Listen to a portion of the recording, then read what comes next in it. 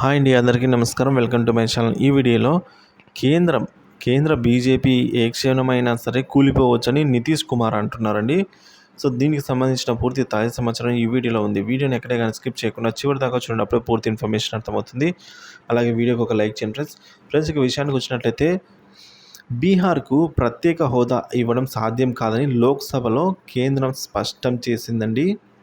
So ప్రత్యేక హోదా ఇవ్వడానికి జాతీయ అభివృద్ధి మండలి ఎన్డీసీ 5 నిబంధనలు పెట్టిందని, ఆ నిబంధనల ప్రకారం సాధ్యం కాదని కేంద్ర ఆర్థిక శాఖ తేల్చి చెప్పేసింది. ఆ నిబంధనల ప్రకారం గతంలో కొన్ని రాష్ట్రాలకు ప్రత్యేక హోదాను కల్పించినట్లు కేంద్రం గుర్తు చేసింది.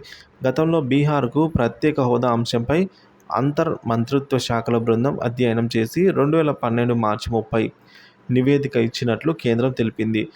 ఎన్డీసీ నిబంధనల ప్రకారం బీహార్కు ప్రత్యేక హోదా సాధ్యం కాదని 2012లో మంత్రిత్వ శాఖ బృందం నివేదిక తేల్చి చెప్పేసింది అని కేంద్రం వెల్లడించింది. సో ఇదే కారణంగా చెప్పి ఇవ్వటం లేదు ప్రత్యేక హోదా అనింది.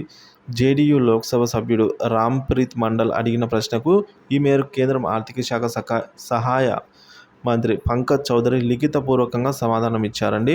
కేంద్రంలో అధికారంలో ఉన్న ఎన్డీఏతో మిత్రపక్షంగా కొనసాగుతున్న జేడీయూకు ఈ ప్రకటన పెద్ద షాక్ అని చెప్పక తప్పదు. బీహార్ ముఖ్యమంత్రి జేడీయూ అధ్యక్షుడైన నితీష్ కుమార్కు కేంద్రం ఝలక్ ఇచ్చింది అని జాతీయ మీడియా ఇప్పటికే కోడై కూస్తున్న పరిస్థితి.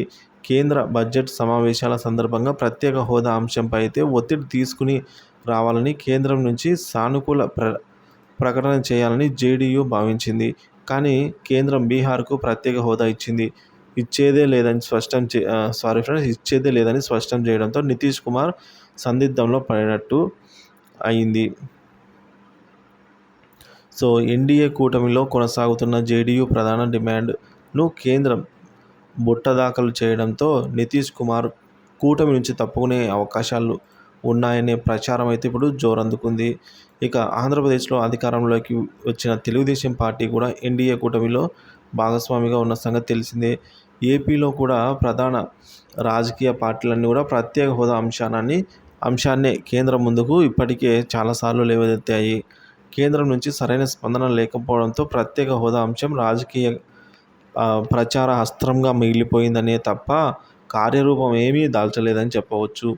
ఏపీకి ప్రత్యేక హోదా ముగిసిన అధ్యయనం అని కేంద్రం చెబుతున్నప్పటికీ ప్రస్తుతం అధికారంలో కొనసాగుతున్న బీజేపీకి మ్యాజికల్ ఫిగర్ భయం ఉందని, అందువల్లే టీడీపీ ప్రత్యేక హోదాపై పట్టుబట్టాలని ప్రత్యేక హోదా సాధన సమితి సూచిస్తోందండి. సో కాబట్టి బీహార్కి అయితే తిరిగి ఈ 5 భౌగోళిక అంశాలను పరిగణలోకి తీసుకున్న తర్వాత బీహార్కు ప్రత్యేక హోదా ఇచ్చేందుకు అర్హత లేదు అని చెప్పేసి, బీహార్కు ప్రత్యేక హోదాని ఇవ్వబోయేదే లేదని కేంద్రం కరాఖండిగా చెప్పేసింది. ఇక ఏపీకి సంబంధించి కూడా ఈ 5 నియమాలు వర్తిస్తాయా లేదా అనేది చూడాల్సి అయితే ఉంది ఫ్రెండ్స్.